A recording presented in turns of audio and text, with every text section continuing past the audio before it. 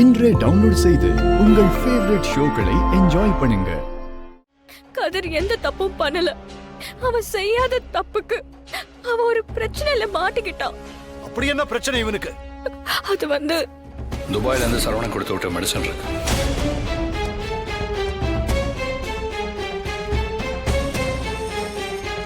டேய் மச்சான், போலீஸ் வந்திருக்காங்கடா. என்ன ப்ரோ, வரும்போதே போலீஸை கூட்டு வந்திருக்கீங்க? எங்க மெடிசனை தானங்க கொண்டு வந்தேன். போலீஸ் எதுக்கு வராங்க? இது நம்ம நாட்டை தடை செய்யப்பட்ட மெடிசன் ப்ரோ. நாங்க எப்படியாவது தப்பிச்சிருவோம், நீங்களும் தப்பிச்சிருங்க. ப்ரோ ப்ரோ வாடா வாடா வாடா.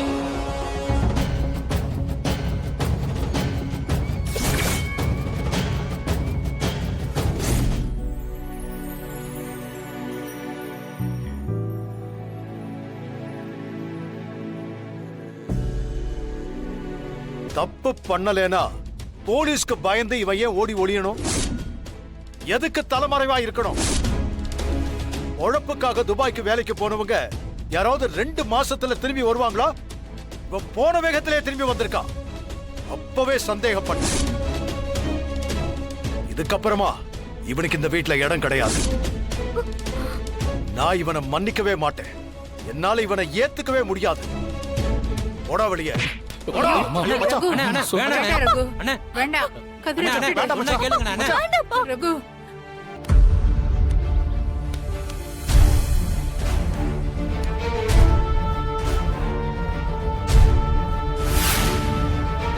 ஏன் ரகு இப்படி எல்லாம் நடந்துக்கிற?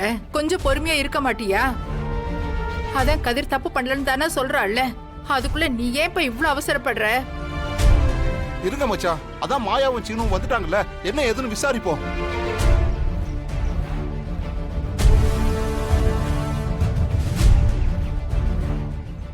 தனா, என்னாச்சு தனா? பெரியப்பா என்னாச்சு? இன்னும் என்ன ஆகணும்? 2 பேருக்கு எவ்வளவு தைரியம் இருந்தா தப்பு பண்ண இவனை நம்ம வீட்டுக்குள்ளேயே தலைமறைவா மறைச்சு வைப்பீங்க? எல்லாத்துக்கும் நீங்க தானே காரணம். இல்ல பெரியப்பா, அன்னைக்கு இருந்த சூழ்நிலை அப்படி. கதிர் மேல எந்த தப்பும் இல்ல. ஆனா அவனோட இன்வால்வ்மெண்ட் இருந்ததுனால அவன் தலைமறைவா இருக்க வேண்டியதாயிடுச்சு. உங்களுக்கு பிடிக்கலங்கிறதுக்காக தப்பே பண்ணாதவன தப்பு செஞ்சான்னு பழி போடுவீங்களா? எதுக்காக மறைச்சோன்னு நாங்க தான் விளக்கம் கொடுத்துட்டோமே, அப்புறம் என்ன பெரியப்பா? ஓஹோ, என்னையே கேள்வி கேட்கிற அளவுக்கு பெரிய ஆள் ஆயிட்டியா நீ?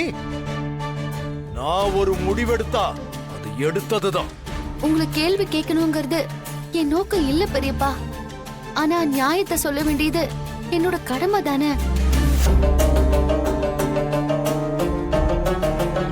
ரகு, கொஞ்சம் பொறுமையா யோசிச்சு பாருப்பா.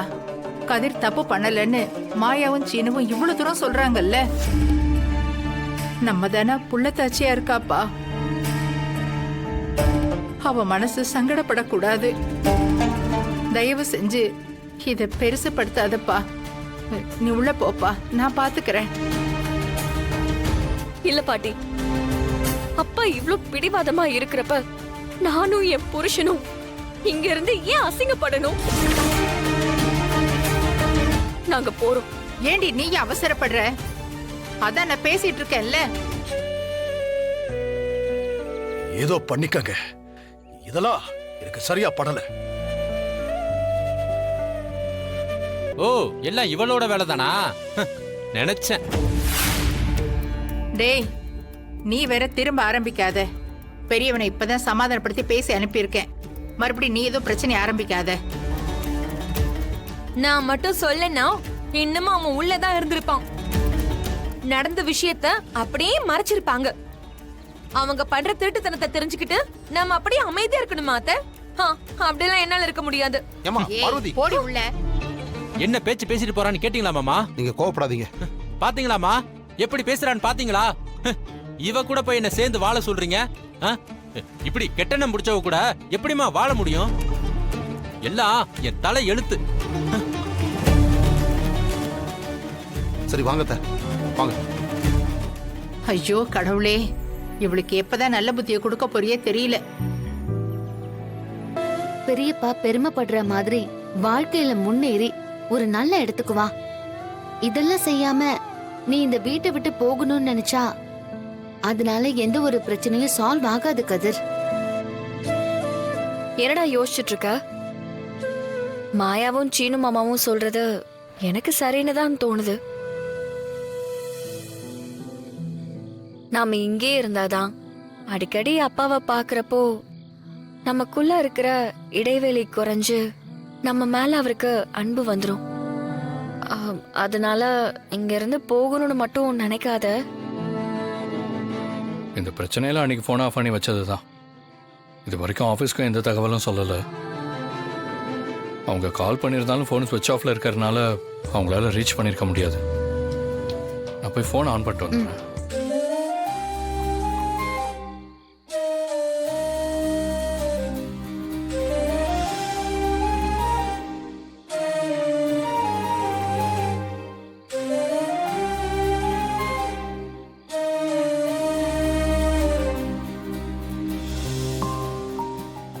துபாய் கம்பெனிலேருந்து தான் மெயில் பண்ணியிருக்காங்க.